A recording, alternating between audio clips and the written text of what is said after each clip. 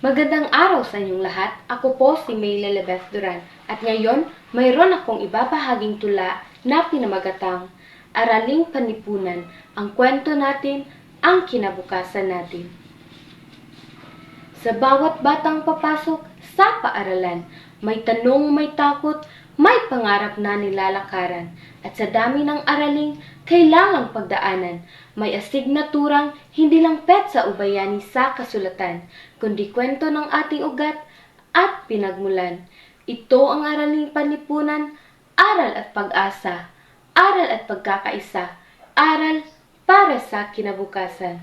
Kung hindi mo kilala ang iyong pinanggalingan, paano ka makakarating sa iyong patutunguhan?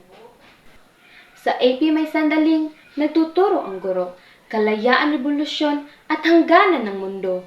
Mga pangyayaring dapat tandaan para hindi ka maligaw sa gulong ng kasaysayan. Sabi ng guro, makinig, unawain at tandaan, hindi dahil may test na daraan, kundi dahil ito ang gabay mo kapag ang ingay ng lipunan ay hindi na totoo. Dito mo maririnig ang kasaysayan na nagsasabi, may ugat at kwento ka, dapat magpatuloy ka. Pero hindi lang pakikinig ang daan. Itatanong ng AP, bakit may people power na nagdaan? Bakit may korupsyong paulit-ulit namang nilalabanan? Anong Pilipinas ang nais mong masilayan? Makatarungan, payapa, o mas makataong bayan? Sa bawat tanong, isip mo'y nagigising. Natututo kang magsuri at magtanong ng mas malalim dahil hindi lahat ng nakikita online ay tama o malinaw. At sa AP, natututunan mong kilatisin ang bawat sinasabi ng araw. Tanong ang susi, sagot ang iyong binubuo. Isip ang iyong sandata laban sa maling paniniwalang lumalago. At hindi ka naglalakad mag-isa sa Araling Panlipunan, kayo'y sabay-sabay at nagkakaisa. Para kayong pamalaang may sariling boses, may sumasang-ayon, may kumukontra, pero iisang layunin ang tinutungo niyong lahat, mas malalim na pag-unawa sa bawat batas. Sa group work, natututo kang makinig at magbigay respeto sa bawat tinig, at dito mo nakita tunay at malinaw, ang lakas ng Pilipino ay nasa pagtutulungan, hindi sa pag-aaway na mababaw. Ito ang bayanihan, hindi isahan. At minsan hahatiin kayo, ekonomiya, heograpiya, kasaysayan, politika, ang bahagi ninyo.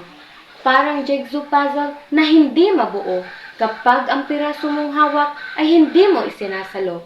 Pagbalik sa grupo, dala mo ang kaalaman at dahil sa iyo, nabuo ang kabuuang larawan at doon mo natutunan maliwanag at totoo. Bawat tao ay may ambag, bawat ambag ay may bigat nito. Kaya mahalaga ang AP dahil hindi siya lumang kwento. Ito'y pag-iisip, pagkilala at pakikipagtulungan na naglilikha ng pagbabago sa hinaharap ng bayan. Sa Araling Panlipunan, kasaysayan ay gabay, hindi alikabok na kinakalawang sa gilid ng buhay. Sa Araling Panlipunan, mapa ay paalala na ang kalikasan ay dapat pangalagaan ng ating alaala. Sa Araling Panlipunan, pamahalaan na hindi lang nasa taas, na sa batang marunong tumindig sa katotohanan. At sa Araling Panlipunan mo makikita na bawat Pilipino ay bahagi ng kwentong sinusulat ng isang bansang patuloy bumabangon sa lahat. Kaya't tumayo ka, mag-aral, magtanong at makipagtulungan, makiisa sa pag-angat ng ating lipunan. Dahil ang Araling Panlipunan ay hindi lang subject na nasa silid-aralan.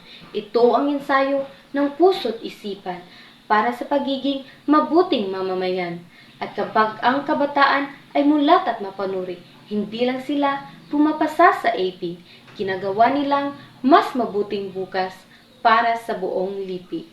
Ito ang Araling Panlipunan, aral ng kahapon, tanong na ngayon, pangarap ng kinabukasan. Araling Panlipunan, mahalaga at makabuluhan, at buhay sa bawat Pilipino't kabataan.